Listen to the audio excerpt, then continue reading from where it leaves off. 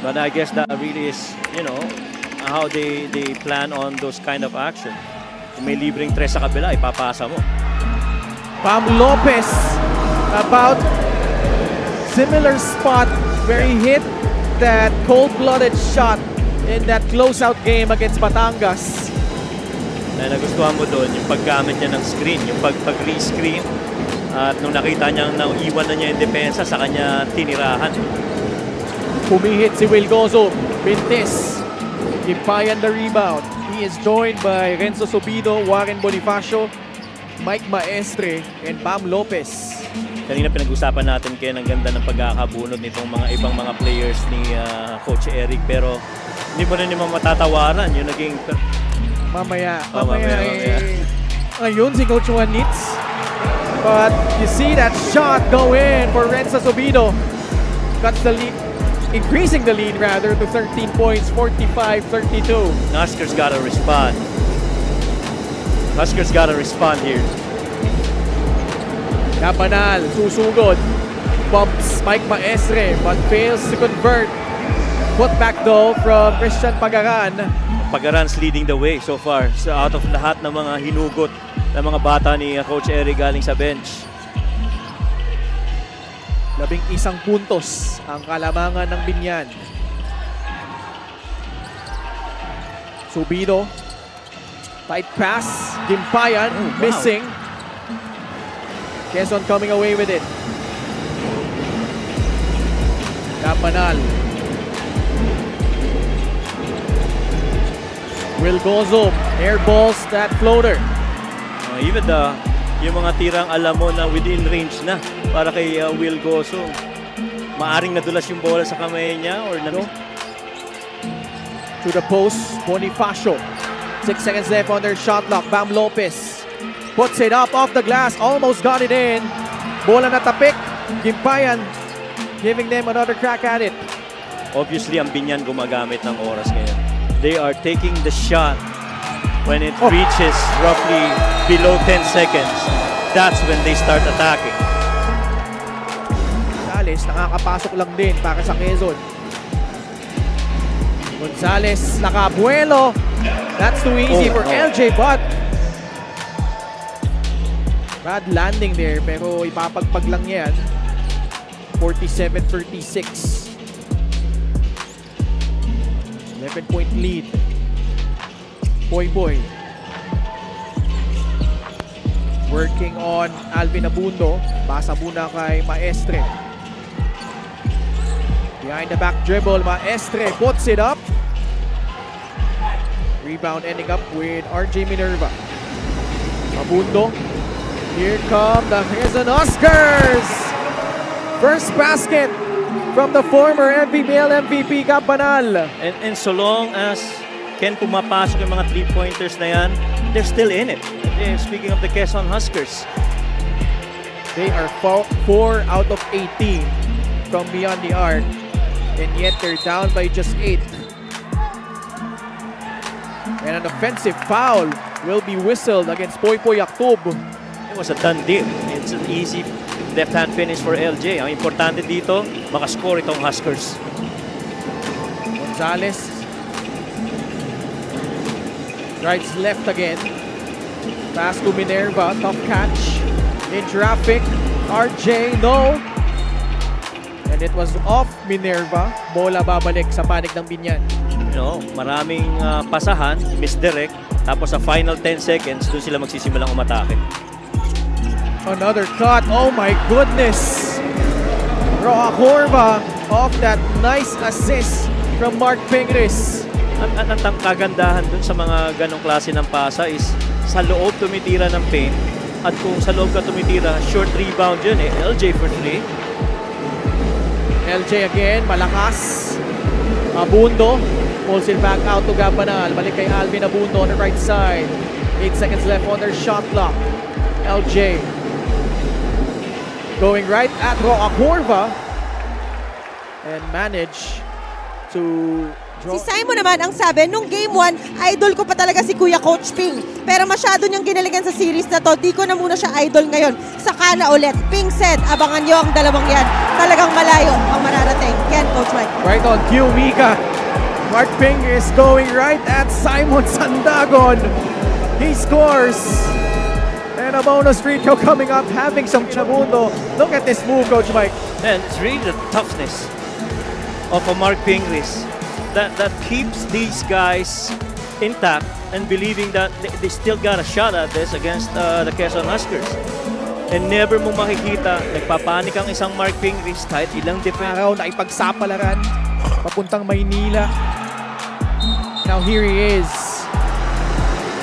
Probably at the closing stages of his career after he made that shot and has not returned since. Oh, Rafa Curva with an acrobatic finish. Oh my God. Left-handed guy, tumapos ng kanan sa right side ng floor, Ken. Ibang klase yun kay Kenny. We got to see that one more time. Oh my goodness, Kenny Coca-Curva. Ano na yun no? Burst of speed. Woo! Yung lipat sa kanan, yun ang mabigat dun That is simply poetry in motion. Tatlo yung dinaanan na depensa nun. Downhill, Kenny, Roca Curva. 4 seconds left on the shot clock of the Huskers. Banal. Free, no good. Roca Curva comes away with a rebound. Binyan with a 13-point lead, 53-40.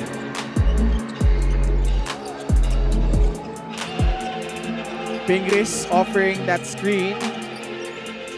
Lastimosa puts it on the deck. Runner by Carlo off the glass and in! With all of the other perimeter shooters and the three-point shooters clicking for Binyan, never did it in the playoffs for the very first time as a double-digit rebound performance. LJ knocks down a three. Still some life para dito sa Quezon Huskers. I'm telling you, if they still got that three, the Huskers are never out of it. 55-43. Bread and butter. Pingris sizing up Will Gozo. Held down by Will. Free throw. Yeah, he's had 24 free throw attempts. Ooh! Bonifacio hit his head on the canvas as Gozo, Banal, and him jockeying for position. Narinig ko yun Yeah. Ang sakit, masakit yan. Look at the left side of your screens.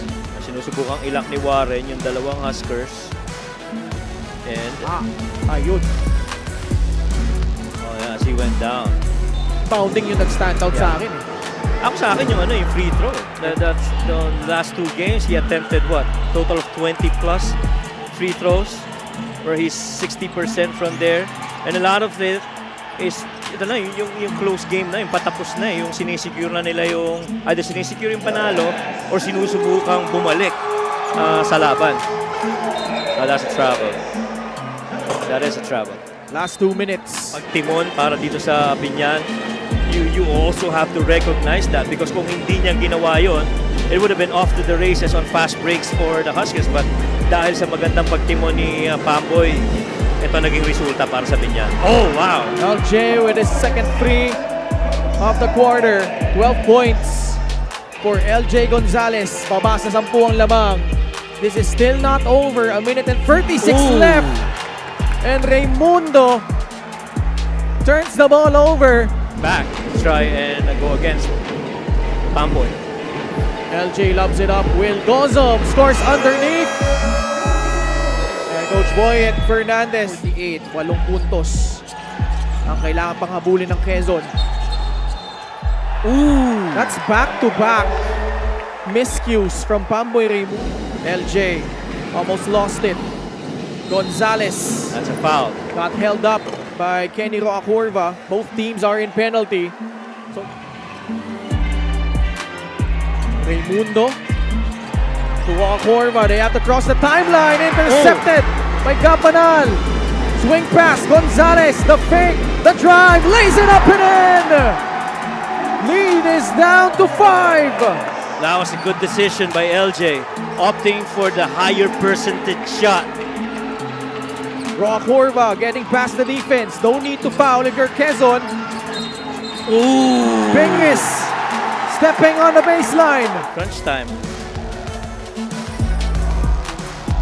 That right foot. There you go. Oh. There you go. In fact, 3 more turnovers resulting to 21 turnover points. Will Gozom, this is big! Too strong. But Joshua Yero caught stepping on the baseline. Binyan dodging a... Pinasok ni Coach Boyet si JJ Pido. Additional ball handler. Crossing the timeline. Lost it.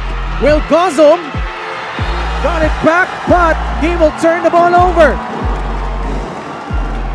Even Pido thought he got fouled. Well, just too quick. Double team. Foul. They push from Gabanal. They are in penalty, so Corva. Kenny Corva to create some cushion for Binyan. He does not. Buhay pa ang Quezon. Gonzalez.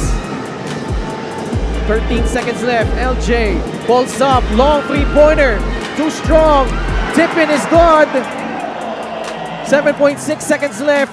Binyan, no more timeouts. Quezon needs to foul. Time not on their side, and they do foul JJ Pido with 3.1 seconds remaining. They still have 1 timeout. Dito sa series na ito kailangan pantayan mo yung intensity ng kalaban mo. Oh boy. Here. Yes. There you go. And he does. Timeout Quezon. They will trigger it in. There's that pin in. Altamsi. That's the shot. Oh! He misses! And that's gonna do it. Maren Bonifacio flirting with disaster, but for the 2nd consecutive year, the South Division Finals. Step back and kiss myself. Big time plays make big time plays. Woo!